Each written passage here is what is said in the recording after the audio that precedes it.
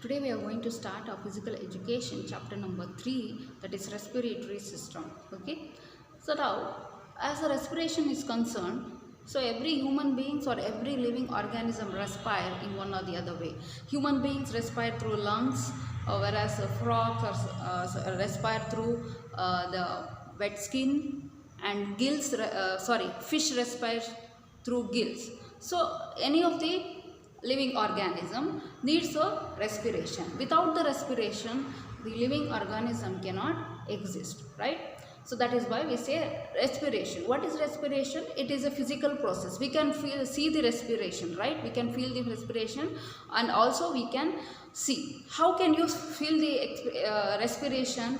The lungs expands, right? Lungs expands when you breathe in, and when you breathe out, lungs contracts. So this is a physical process. We can see that through our naked eyes whether the respiration has happened or not. Okay, so that is the respiration. So now while coming for the definition here, so what is the respiration? Respiration is a physical process by which living organism takes oxygen from the surrounding and emit carbon dioxide. So what process it is? The human beings or a living organism, they take the oxygen from the surrounding areas. They consume the oxygen, and what they give out? They give out the carbon dioxide. Now, this is a general definition. You might have learned in the science classes itself. Now, what are the organs that are there in the respiration system? So, these organs helps us in respiration. So, what are those? Let us see that. Pathway of air into the body. When you inhale the air or when you exhale the air, so many organs supports that, right? Now, what are those organs that involved in the respiration? So, let us see now. So, first is the nose. What is the primary organ? That is the first one, that is the nose. So, we have to intake air from the nose, right? When you inhale, so nose. After nose, it enters to pharynx. After pharynx, it comes to larynx. So, what is this pharynx? Is a throat.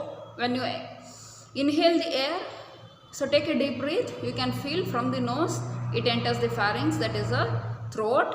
Then larynx. Larynx is a voice box. Then after trachea, it is a windpipe. Esophagus we call it as. So in that particular place we have a trachea. Then it comes to lungs. Inside that lungs we have bronchioles, then bronchioli, then aerolar ducts. Okay. So these are the organs that are involved in the respiration. So now the three organs, that is nose, pharynx. What is a pharynx? It is a throat. Larynx is a voice box. These three will lead to the lung, right? So that is the path. When you inhale, what happens? You inhale through the nose. After that, throat, then the larynx. This leads to the lungs.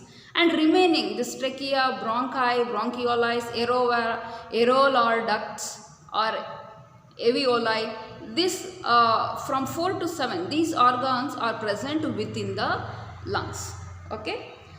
So now let us study each organs in detail now. So now while coming for the nose. Nose. So what is the mechanism of the nose? So when the air enter, it warms the air, right? When a cold air enters the body, what happens? It is not good for the health. So nose warms up the air, cleans the air. So air that we inhale from the atmosphere will contains lot of dust, dirt, germs, everything. So it cleans the air, humidifies. If the air is dry, it will just put a humidifies. Humidifies means it moistens the air. Then detects odors. What do you mean by detect odor? Is a smell. Nose is responsible for detecting the smell. So all this is done by the nose. Okay.